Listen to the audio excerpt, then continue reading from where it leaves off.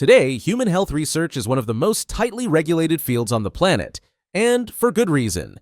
If the COVID-19 lab leak theory taught us anything, it's that scientists, given free rein, will go to unimaginable lengths just to satiate their appetite for knowledge. But present-day regulations around human experiments haven't always been that strict.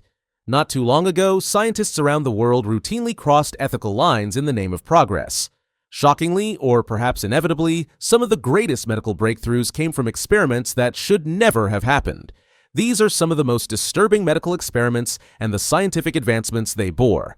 Let's start with one of the most atrocious medical experiments straight from Nazi Germany. Between 1933 and 1945, Nazi Germany turned human beings into disposable laboratory subjects under the guise of science. At Dachau concentration camp, Sigmund Rascher's hypothermia experiments began in 1941. Hundreds of victims were stripped naked and submerged in ice water for hours. Others were left exposed to freezing temperatures, with researchers timing how long it took for them to die. This was followed by brutal rewarming tests featuring methods like scalding baths or forced intercourse with prisoners. However, their suffering produced data on human cold tolerance, which is still referenced in hypothermia treatment today. Modern protocols for gradual rewarming owe partial grim debt to these victims. In the same camp, the Luftwaffe conducted high-altitude experiments.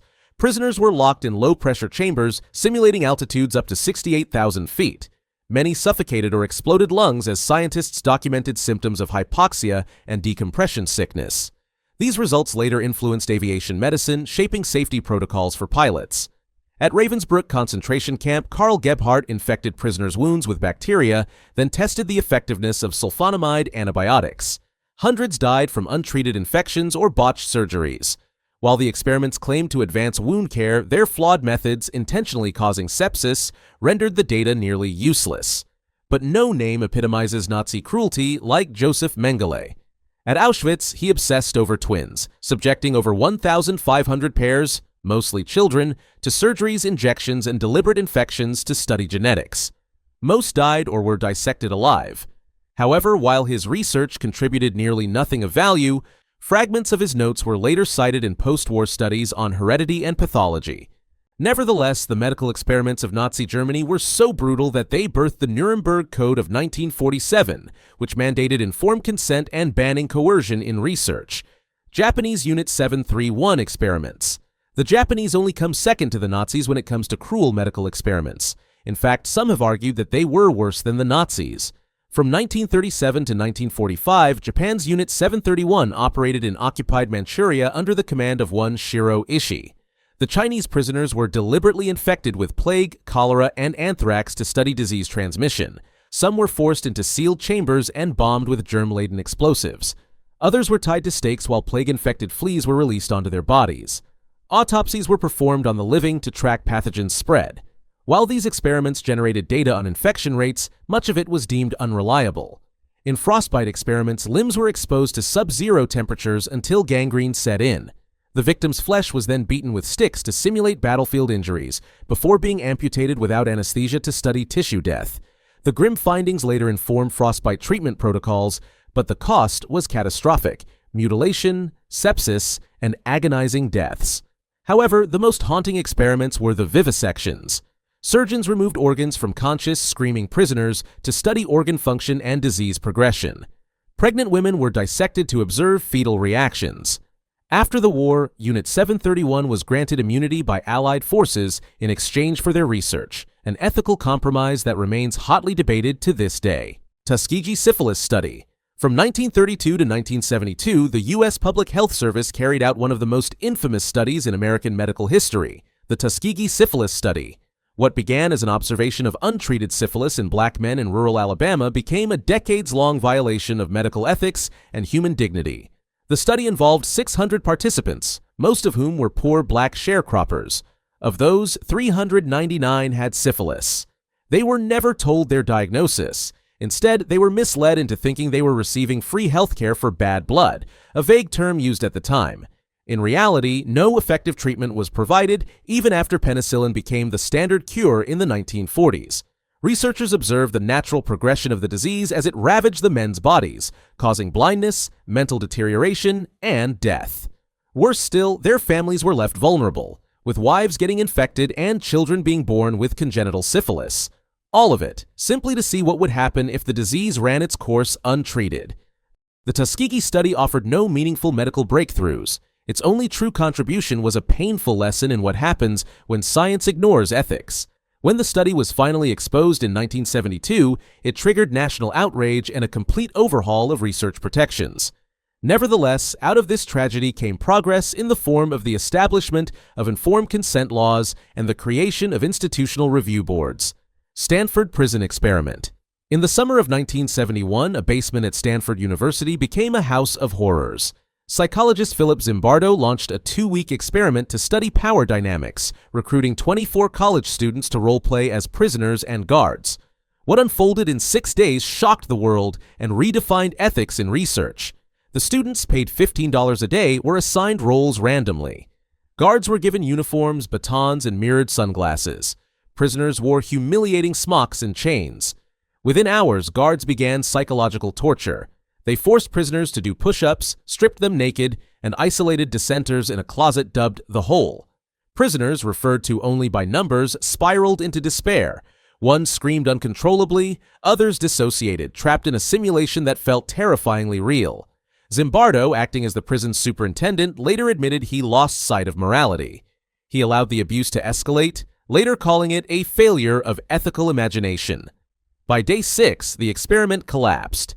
Though not a medical study, the Stanford Prison Experiment became a landmark in psychological research. It revealed how quickly ordinary people could adopt authoritarian roles and commit harm when placed in environments with little accountability.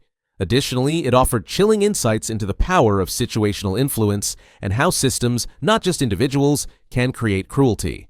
The fallout led to stronger regulations in psychological studies and contributed to the development of modern ethical review boards. The Stanford Prison Experiment stands as both a powerful psychological case study and a cautionary tale. Henrietta Lacks's HeLa cells.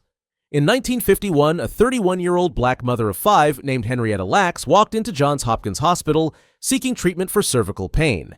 Without her knowledge or consent, a sample of her cancerous cells was taken during a biopsy. Those cells, codenamed HeLa, would change medicine forever, while exposing a grave injustice. Henrietta, a tobacco farmer and descendant of enslaved people, died months later. But her cells lived on. Scientist George Gay discovered they could thrive and replicate indefinitely, the first immortal human cell line. Soon, HeLa cells were mass-produced, sold globally, and used in over 70,000 studies. They helped develop the polio vaccine, uncovered secrets of cancer and HIV, and paved the way for cloning and gene mapping. Yet Henrietta's family, struggling with poverty, had no idea her cells existed until the 1970s. Researchers even drew the family's blood for studies without explaining why. The ethical breach was stark: no consent, no compensation. Henrietta's identity was publicized in the 1970s, exposing how medicine exploited black bodies. Johns Hopkins, one of few hospitals treating African Americans, operated in an era of segregated wards and systemic racism. HeLa cells generated billions in profit. Her descendants couldn't afford health care. In 2013, the NIH finally granted the Lacks family limited control over HeLa genomic data. Henrietta's story ignited global debates about patient rights, racial equity, and informed consent. Her cells saved countless lives, but their legacy is dual: a triumph of science and a testament to the human cost of medical exploitation. U.S. radiation experiments.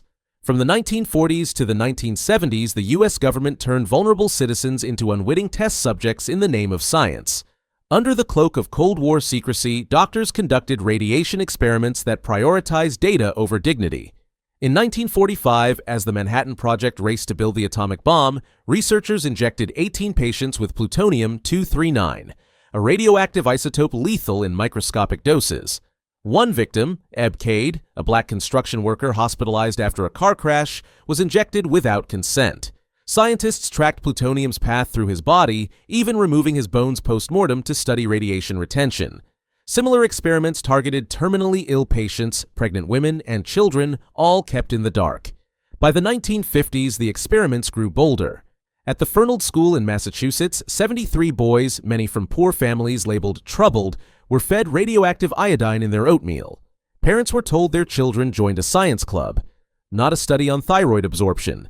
In Tennessee, over 800 pregnant women received vitamin drinks laced with radioactive iron to trace fetal blood flow.